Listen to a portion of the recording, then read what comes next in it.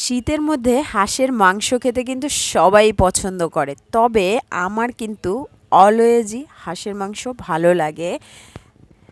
তো ভিউয়ার্স, আসসালামু আলাইকুম, welcome back to my channel. কেমন আছো তোমরা সবাই? আশা করি সবাই খুবই ভালো আছো, আমিও ভালো আছি আলহামদুলিল্লাহ।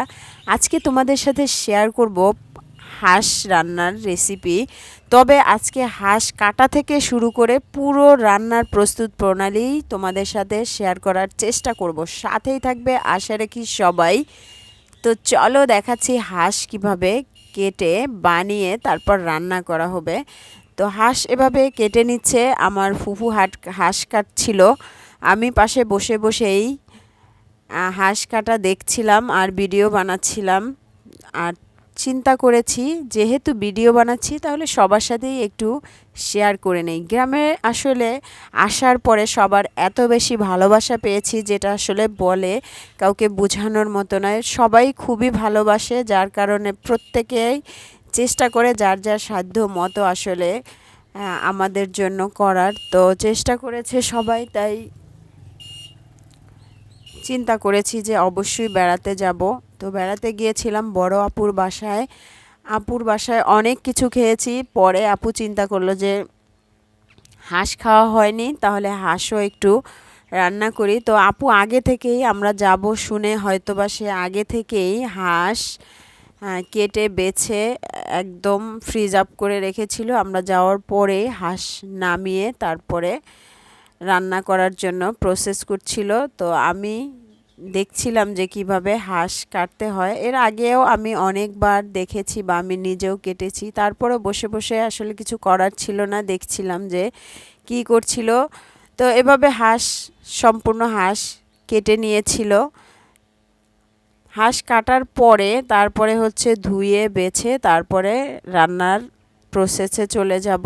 আমরা কিন্তু মাটির চুলায় রান্না করেছিলাম হাঁস।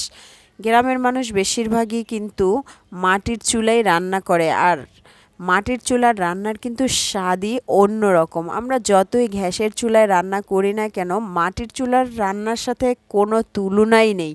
আসলে মাটির চুলায় রান্না করলে সেই রান্নার স্বাদই কিন্তু আলাদা।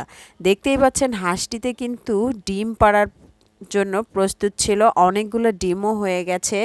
তো তারপরে চলে গেলাম আমরা মাটির চুলায় হাঁস রান্নার জন্য। প্রথমেই আমরা দিয়ে দিয়েছি পরিমাণ মতো পেঁয়াজ, রসুন, তেল, একটু সামান্য কষিয়ে নিব, তারপরে বাকি প্রণালীগুলো আমরা দিয়ে দিব। তো প্রথমেই আমরা পেঁয়াজ রসুন কষিয়ে তারপরে দারুচিনি, এলাচ তারপরে দিয়ে একটু কষিয়ে নিতে হবে। পাশাপাশি কিন্তু অন্য রান্নাও চলছিল, মাটির কিন্তু একসাথে দুই চুলাও হয়।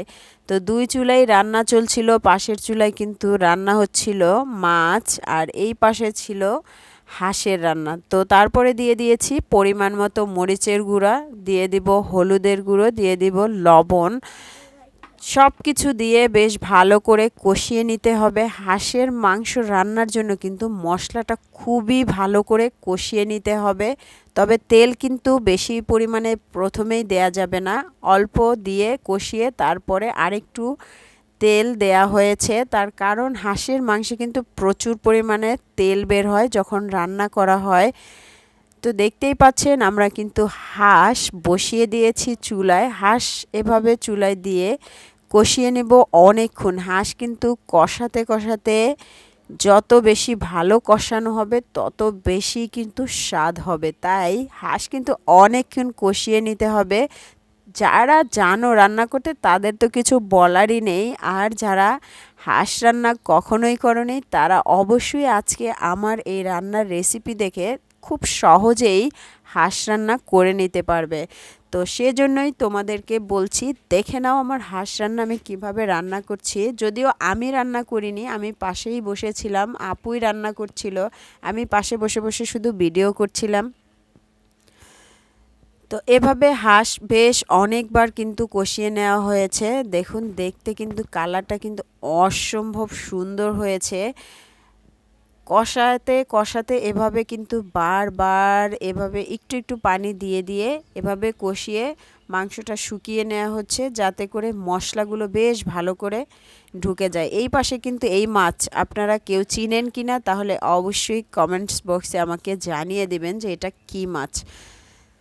আমার খুবই পছন্দের এবং প্রিয় এই মাছ। আপু শুনে বাজারে গিয়েই কিন্তু এই মাছ নিয়ে এসেছিল আমার জন্য, শুধুমাত্র আমি পছন্দ করি বলে।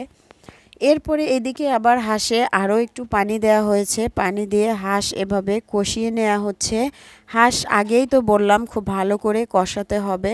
এভাবে কষাতে কষাতে কিন্তু দেখেন অনেকটা তেল বেরিয়ে এসেছে, দেখলেই বুঝতে পারবেন যে কতটা তেল বেরিয়েছে হাঁসে। আমরা কিন্তু খুব পরিমাণ মতো হাঁসে তেল দিয়েছিলাম। এই যে দেখুন রান্না পুরো কমপ্লিট। এখানে দেখুন দেখতে কতটা লোভনীয়। ভালো থাকবেন সবাই, আল্লাহ হাফেজ।